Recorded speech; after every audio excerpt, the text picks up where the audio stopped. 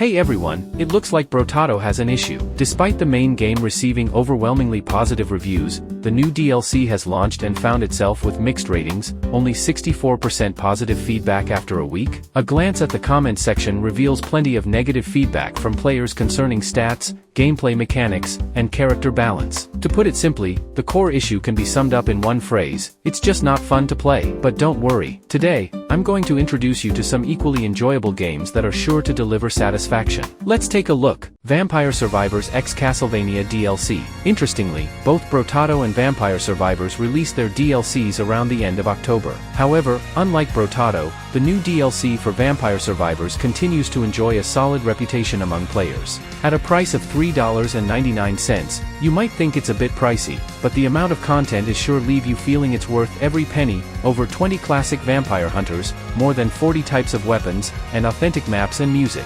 I can hardly believe the great value at this price. In addition to this impressive content, the new DLC, titled Ode to Castlevania, showcases the developers' love and commitment to the series. You'll find various classic Easter eggs from the Castlevania franchise, and it's safe to say that Konami has struck gold once again. Darkchaser Battletide. Next up is Darkchaser Battletide, one of the few survivor-like games that allows for player betrayal. You can invite a friend for local co-op battles, where not only can you use additional skills to trip them up in combat, but you can also purchase negative items in the shop that will leave them groaning. As long as you don't completely sabotage them, the last person standing is the winner. If, after a match, your partner hasn't suggested breaking up, congratulations. Your bond is truly unbreakable. Due to the game's emphasis on strategic base building and management, newcomers might feel a bit underwhelmed at first. However, with a little exploration, players can receive substantial positive feedback, making it easy to enjoy hundreds of hours of fun. Bounty of One. Now, let's talk about Bounty of One, a Western-themed game that immediately transports you to the wild and adventurous West, complete with cowboys, deserts, and revolvers.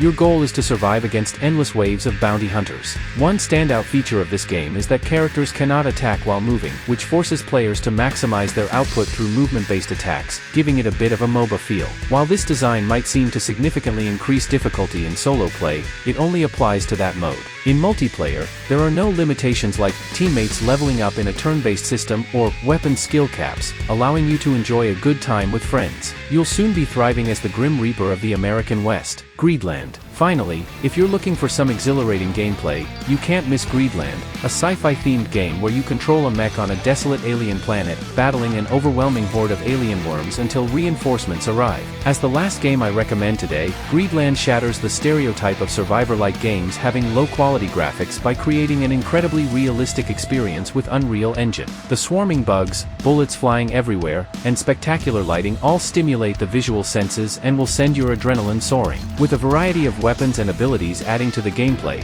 players interested in this genre should definitely not overlook it. So there you have it. That wraps up this edition of Game Recommendations. Which game do you like the most? Feel free to leave a message in the comments, and I'll see you next time.